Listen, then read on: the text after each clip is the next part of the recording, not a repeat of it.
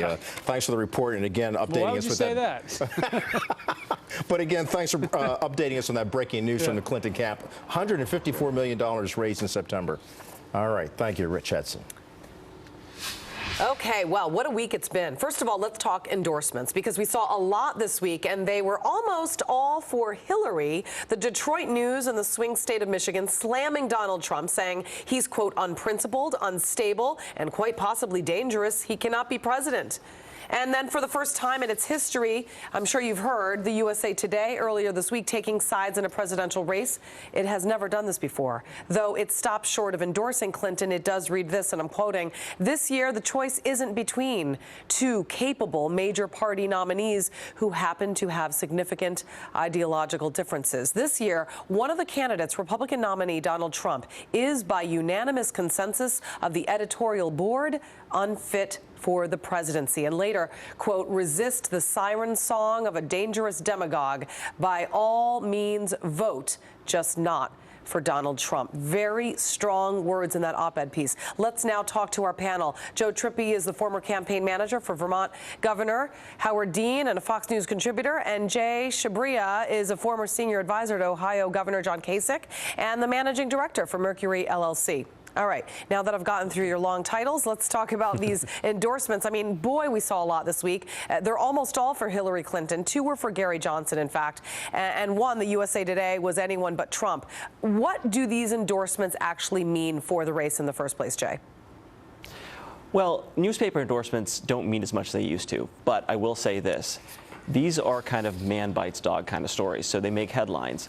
People see them on the cable news shows. They make headlines, and it continues this narrative that Donald Trump is not fit for the presidency. That's the narrative that the Hillary campaign wants to continue. That's where it hurts him. Secondly, it also makes this race a focus on Donald Trump. Prior to last week's debate, everything had been about Hillary Clinton, her health, basketball deplorables. She skillfully changed that narrative into making it about Donald Trump, and that's what this newspaper endorsement story does too. When you talk about how she skillfully made this about Donald Trump, it's interesting because in this case, in the polls, it is hurting him. But in the past, when it's all about Donald and it's about negative things that have to do with Donald, it's actually quite helped him, has it not, Joe?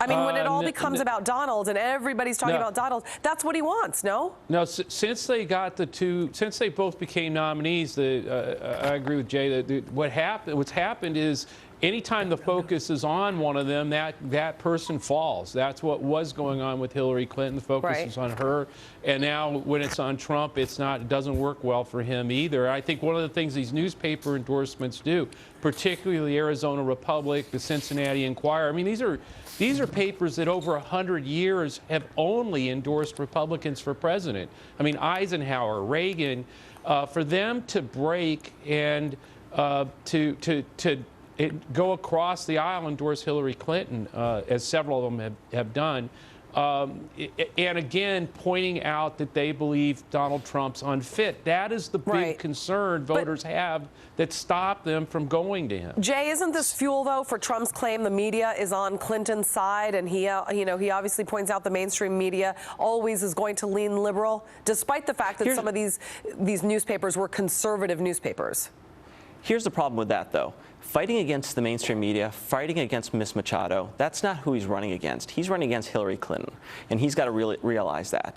He can't grow his coalition to victory talking to his base, talking about this fight with the media. That's not going to help him at all. He's got to find out how he's going to get those disaffected Republicans, those suburban white women, and independents that want to vote for him because they think Hillary's so terrible, but they keep getting reasons to not vote for him. And that's what these newspaper endorsements do once again. You know, it's no surprise, obviously, that the media is going to throw itself behind the liberal candidate when you talk about the mainstream media, if we're talking about the New York Times, for example.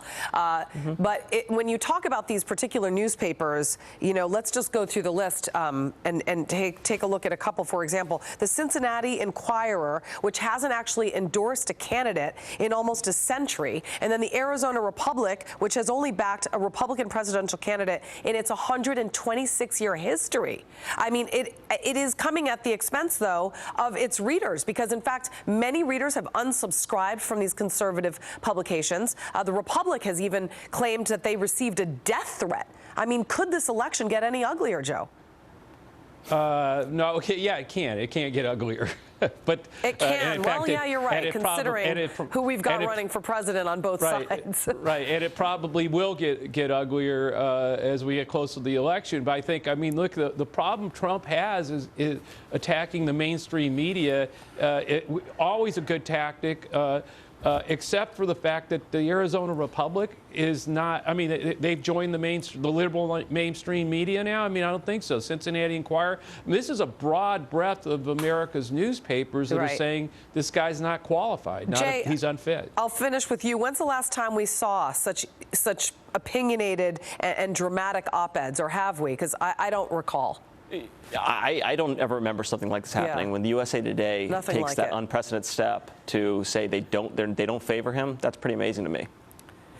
All right, well, that's all the time we have. Thank you, gentlemen. We appreciate you coming on. Yeah, it is pretty amazing. That's a good word for it. And this is a Fox News alert and a very sad update to this week's shooting at a South Carolina elementary school. The coroner now confirming a 6-year-old boy who was wounded has now died. The 14-year-old suspect was already charged as a juvenile.